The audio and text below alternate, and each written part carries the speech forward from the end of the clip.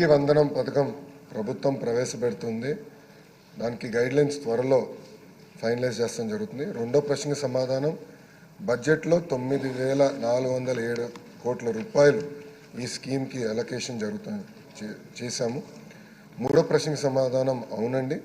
నాలుగో ప్రశ్నకి సమాధానం ఈ వివరాలు ఎనెక్షర్ 1లో పెడతాం జరిగింది. సబ్జెక్టులు ఎట్టింది అవ్వలేదు. సో రెండు మాటలు చెప్పండి అధ్యక్ష.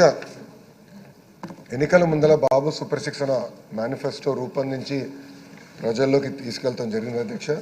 దాంట్లో భాగంగా ప్రధానమైంది తల్లికి వందనం. ఇది తెలుగుదేశం పార్టీ ప్రతిపక్షంలో ఉన్నప్పుడు ప్రజల దగ్గరికి వెళ్ళినప్పుడు కేవలం ఒక్క బిడ్డకే కాదు, ఇంట్లో ఎంతమంది బిడ్డలుంటే అంతమంది బిడ్డలకి ఆర్థిక సాయం చేస్తే బాగుంటుందని ప్రధానంగా కోరటం జరిగింది. అంతేకాకుండా అధ్యక్ష, ఒకసారి మనం చూస్తే భారతదేశంలోనే రీప్లేస్మెంట్ రేట్ కన్నా అతి తక్కువ ఉన్న రాష్ట్రం తమిళనాడు అయితే, దాని తర్వాత ఆంధ్ర రాష్ట్రం అధ్యక్ష.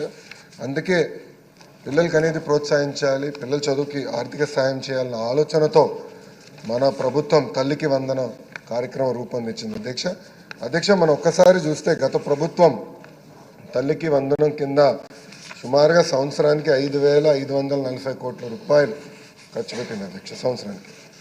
కానీ ఇప్పుడు మన ప్రభుత్వ అధ్యక్ష దాదాపు 9,407 కోట్ల రూపాయలు డబ్బులు కేటాయిస్తాం జరుగుతుంది అధ్యక్ష. ఇది 50% ఎక్కువ అధ్యక్ష. గత ప్రభుత్వంతో పోల్చితే 50% ఎక్కువ నిధులు మనం కేటాయిస్తాం జరుగుతుంది అధ్యక్ష. చాలా ప్రతిష్టాత్మకంగా తీసుకున్న కార్యక్రమం ఇది. ఇప్పుడే గౌరవ ముఖ్యమంత్రి గారు కూడా చాలా స్పష్టంగా చెప్పారు, మే మాసంలో తప్పనిసరిగా ఇంట్లో ఎంతమంది బిడ్డలు ఉంటే అంతమంది బిడ్డలకి 15,000 రూపాయలు మన ప్రభుత్వం అందిస్తుందని ప్రజలకి చెప్తున్నారు. క్వశ్చన్ నెంబర్ 508 అండి, మినిస్టర్ గారు రామానాయుడు గారు.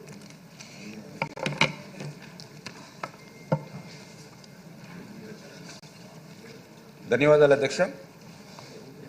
మొదటి ప్రశ్నకు అదేవిధంగా రెండవ ప్రశ్నకు సమాధానం, అన్ని పనులు కూడా జరుగుతూ ఉన్నాయి. అవసరాలకు అనుగుణంగా వీలైనంత త్వరగా పూర్తయ్యేటువంటి అవకాశం ఉంది అధ్యక్ష.